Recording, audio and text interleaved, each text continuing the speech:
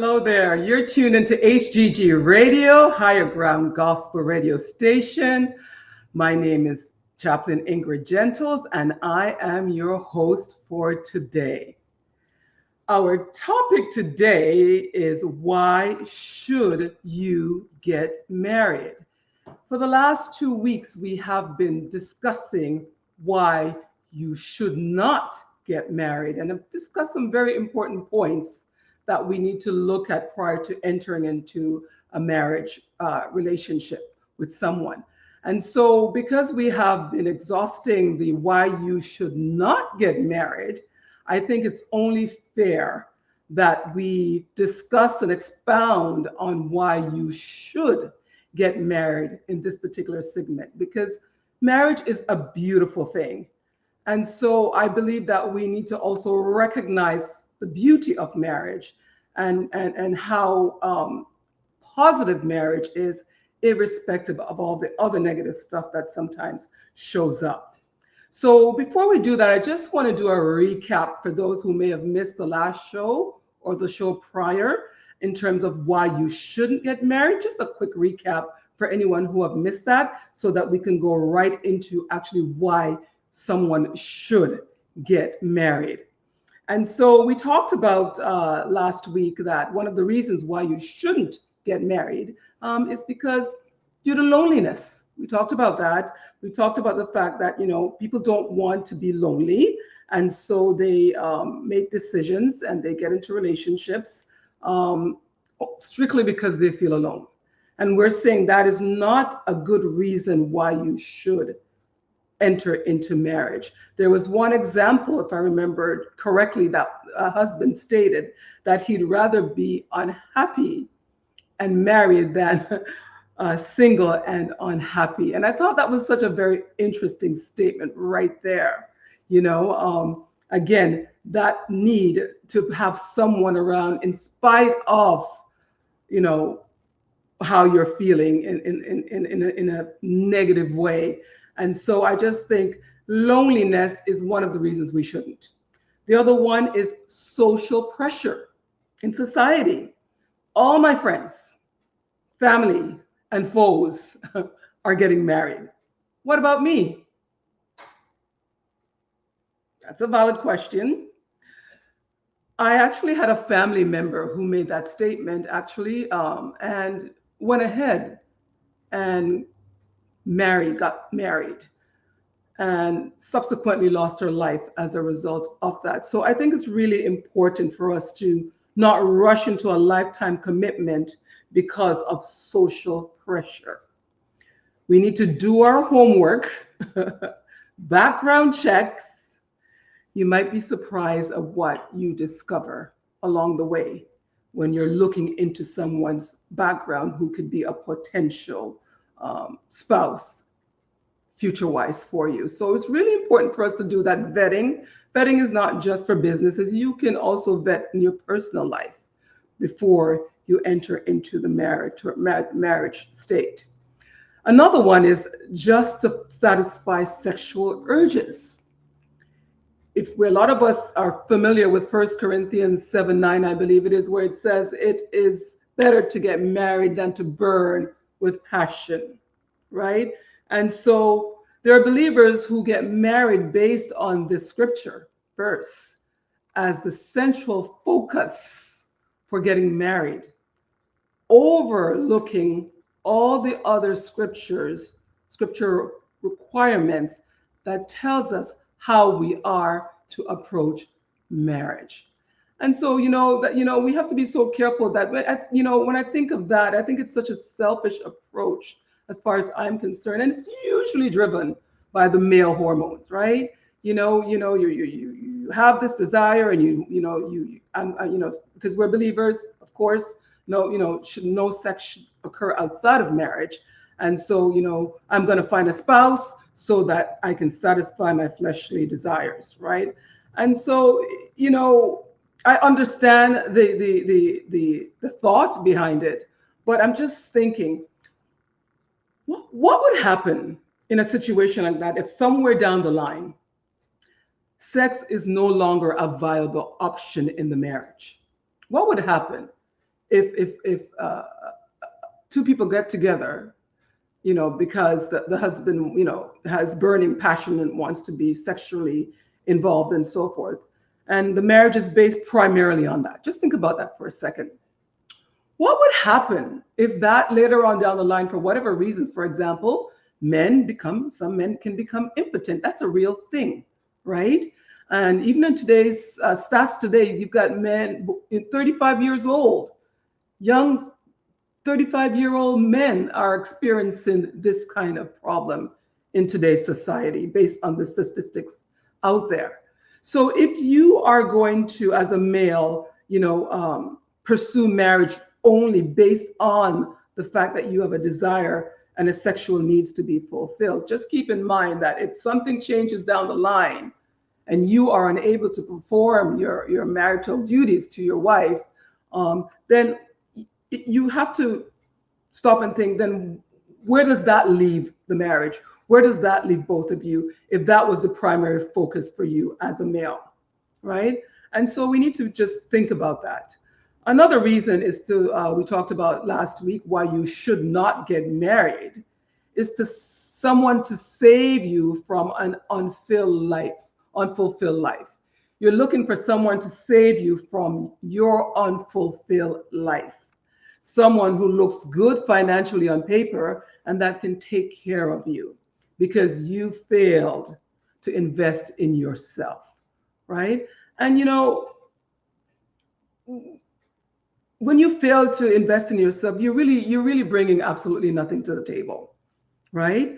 And so the other person is now left with all the responsibilities of ensuring that you're okay, and you're okay with that, right? And it doesn't matter if you don't love the person, because one of the things that people say is, oh, I can learn to love that person because everything else is in line, right? Finances is in line. We're good. I can be taken care of. The marriage is good.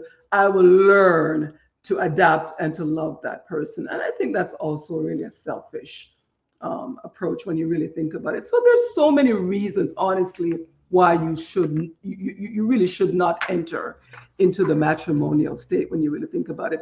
Another reason is social status. We talked about that actually last week as well. Mr. and Mrs. title, right?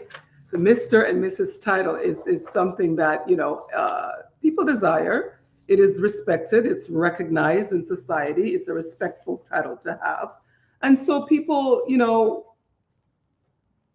want that, right? And as I mentioned last week, there's absolutely nothing wrong with desiring that. So, but just don't let that be the only reason why you are getting married, because you want to be Mrs. So and so, right? That should not be the only reason, right? And that's unfortunate. People are making those kinds of decisions. So let's just keep that in mind as we go along here. And so before we go into why you should, this is the part of the conversation that we're having here today. I just want to say you are listening to HGG radio station, Higher Ground Gospel radio station. The topic today is why you should get married. If you like the topic, why not just click on the like button below, or better yet, why not just subscribe to the radio station? We would absolutely love to have you. So let's get into the meat of things. Why should someone get married? Why? If you find someone that shares your core values, that would be a good partner to invest in and to get married. When two people come together and share a common goal or share a common core value, better yet, because your core values are things that are not non-negotiable. There are other things that may be, but for some of us, our core values are unique to ourselves, our imprint, who we are as a person. And that was deposited in us from birth. Okay? So everyone would know and should know what their core values are. So if you have core values, for example, as a believer, you know that, it is extremely important to you that your potential future spouse is a believer. That's very important. So if you make a decision and you go outside of that, this is where your core value is now affected, right? And you can't really live a fulfilled marriage and have a good and healthy marriage because your core values are different. So one of the reasons I would say is if you find someone that shares your core values, that would be a good incentive to enter into marriage with that particular individual.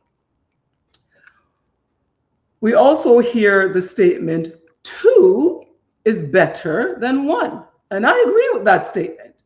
Two is better than one. Absolutely. You have companionship. But we have heard that expression, but I don't believe it should stop there. Two is better than one. It shouldn't just stop there.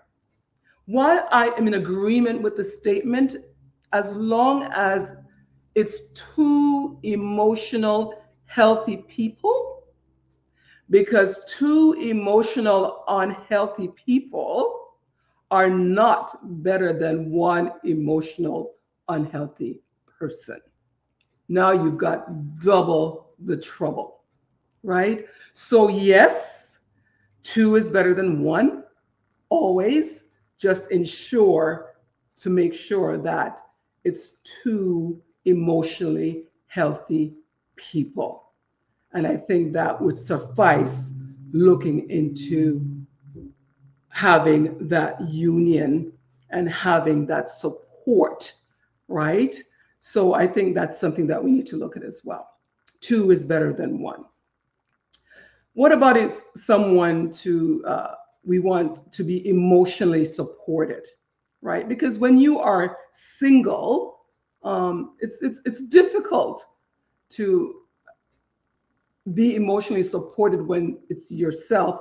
Otherwise, you'd have to be seeking outside friendships, family, and so forth. And that's fine because we all have access to that as well, whether you're married or not. But what I'm saying is, it would be extremely helpful to have that at home by your side 24/7. Having someone there that can give you emotional support, someone who can communicate with you and you can share your burdens with, right? You may be having a long day, or you may be feeling off, or you're not feeling right. And here's someone that you can just sit and say, you know what, hon, I'm not feeling, great, and have that person speak positively into you, right? And someone that you can, rest your shoulder, you give shoulder to rest your head. That's emotional support. Someone who can encourage you when you feel discouraged. That's reasons to get married, right? Absolutely. Another reason to get married is to strengthen, here's one, to strengthen your commitment with each other. That's what marriage does. It strengthens the commitment between two people. Let's discuss that a little bit more. Marriage strengthens the commitment between two people, between a husband and a wife. It's a hard stop that's now automatically in place. Hard stop, bam. Which means you can't just easily get up and walk away when you are married, as opposed to when you are living, common law, living together, or you are just dating, or whatever the case may be. You can walk away in those situations because you decided you're not the person for me, I'm not happy with you, and you're gone, right? But in marriage, strengthens the commitment. And so there's a hard stop in place there. Marriage papers. makes it legally binding. A spouse cannot be forced. Let's look about this. You have the legal right as a couple, legally. A, a spouse cannot be forced to testify against another spouse as it pertains to confidential communications made during the marriage. This is known as marital privileges. Marital privilege, right? So there are legal implications when you are married. That's not there when you're living together or dating, right? And so that hard stop is there, and it's automatic. You can't just say I'm done and I'm gone. It doesn't work that way, right? And then another reason why it's to strengthen the commitment to each other is that legal actions are required to dissolve a marriage. Again, you can't just walk away as you would if you were dating or living together. Now, legal actions are required. It took legal actions to get into it. It's taking you legal actions to get out of it. Another reason, financial hardship is a part of the process which makes it very challenging, makes a lot of couples rethink twice if they want to go down the avenue of divorce, right? Because there are lawyers involved, lawyer fees involved, legal things has to be done and put in place. It's really makes it that much more difficult to get out of it. So the commitment, it strengthens the commitment between two people, right? That's a very valid reason to get married. Not to mention the emotional soul tie that you have with your spouse, right? That is a hard thing to break and walk away from, right? And then the psychological impact on the family, the children, the grandchildren, and generations to follow. When you sit down and think of the gravity of what's involved here, oh my goodness, it really does strengthen the commitment. And let's not forget spiritual implications of walking out, leaving a marriage, right? So to strengthen your commitment to each other, marriage does all of that, right? And it makes it difficult for you to just walk away from it. So basically, when I say a hard stop, it's actually giving each individual an opportunity to rethink. Do I really want to do this? Do I really want to start over again? Do I really want to get into financial issues? Do I really want, my children and grandchildren and the next generation to suffer and to go there? It really gives you an opportunity to rethink about the decision of dissolving the marriage, right? And so I love the fact that it strengthens your commitment to each other. And I'm talking about the average healthy marriage. Okay, let me just clarify that. Another reason why you should get married is that you have a desire to be married. That is self-explanatory. If you don't or do not have a desire to get married, please do not enter into marriage. Do not pursue that avenue under whatever the pressure, right? If that's not something for you, don't go down that avenue, right? Sexual needs fulfillment. Marriage is a safe place for sexual needs to be met between a husband and a wife. It provides a strong foundation for raising a family. Marriage does that. It really does. It provides a strong foundation for raising a family. First of all, think about this. Everyone shares the same surname, the same last name. That is identity reinforcement right there. In other words, the Jacksons family, the McLeods, the Smith, you know, um, that's your identity. That's your clan. That's your identity, right?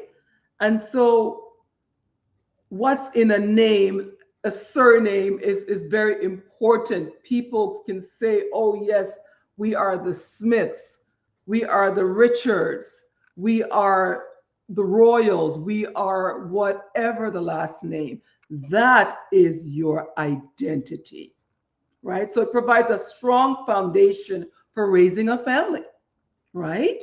That's your identity. It models healthy relationships. You've got two parents. You've got a two-parent family. Mother and father all share the same names.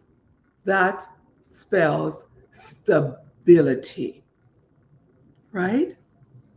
So the security provides a sense, you feel secure because the children, the husband, the wife has a sense of belonging, right?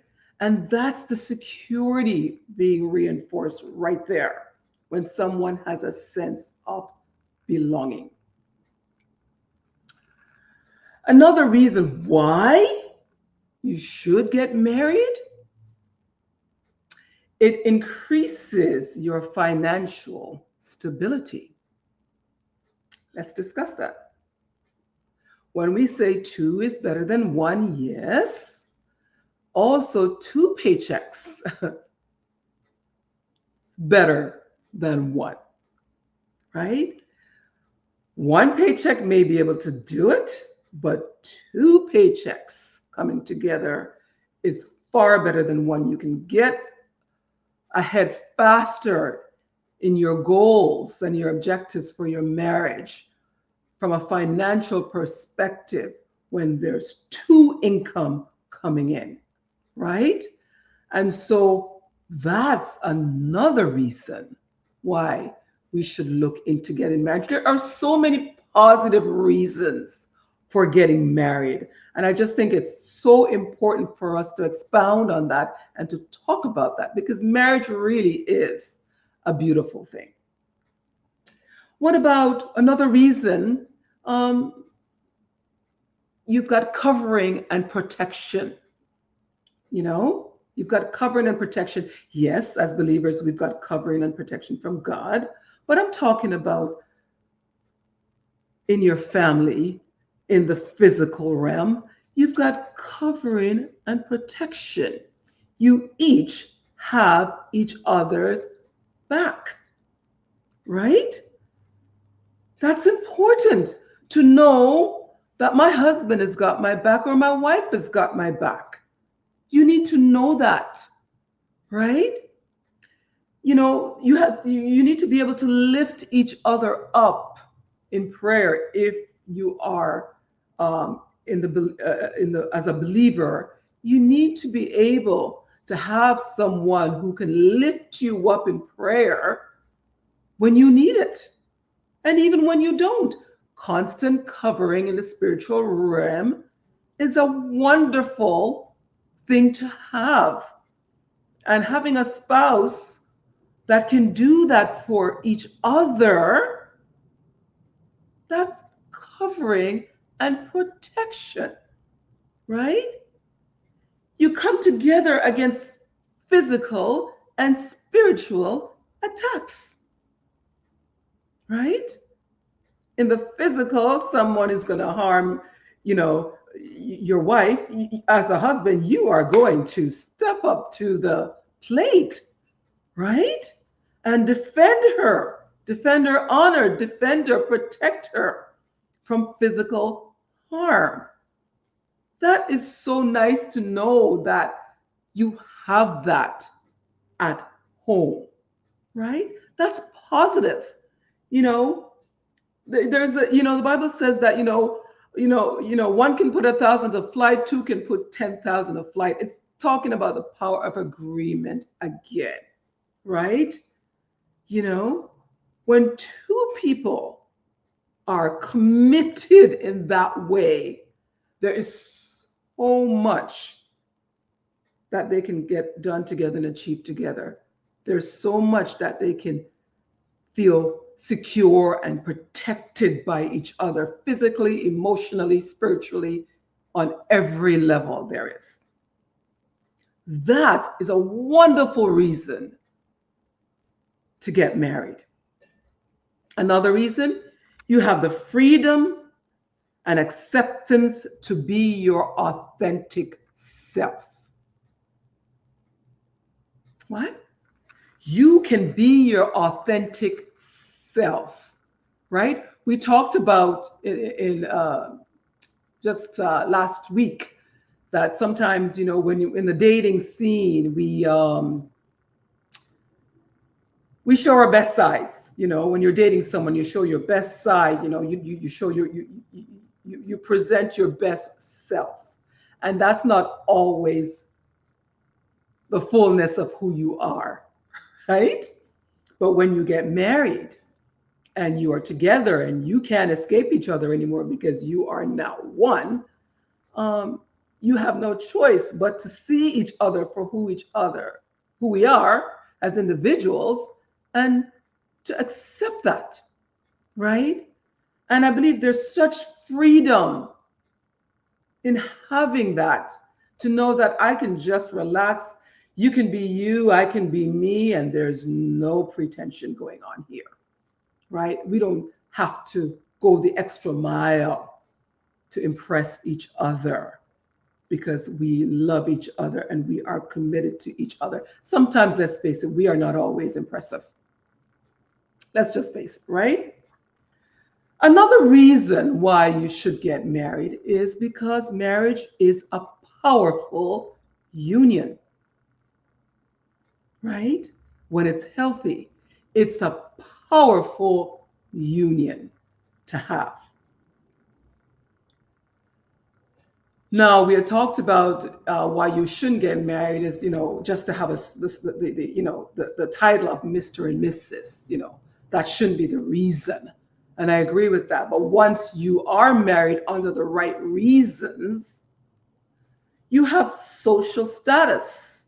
You have the title of Mr. and Mrs. So-and-so, respectable status, to have in society. We talked about last week that, singleness in society has a negative connotation to it, right?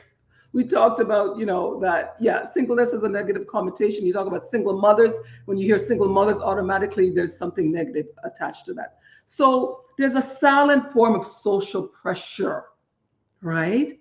And so I'm just saying the status of being Mr. and Mrs. is respectable and acceptable in society. Another reason why you should get married, period, because it's God ordained.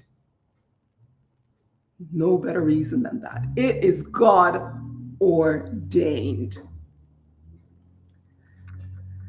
And my final reason that I'd like to share for getting married, especially to those of us who are believers, is that it is a thorn in the enemy's side.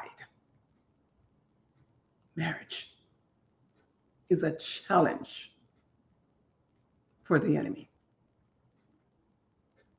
So I just want to say why we should as far as I'm concerned, far outweighs the list of why we shouldn't, right? And so I just wanted to share that so that those of us who are considering getting into the marriage and considering going forward in that direction, it's a beautiful thing. Just make sure that you've checked all the bells and whistles. Make sure that this is in fact the right person for you. I want to reinstate again, God ordained marriage. It's absolutely wonderful and a beautiful union to be involved in.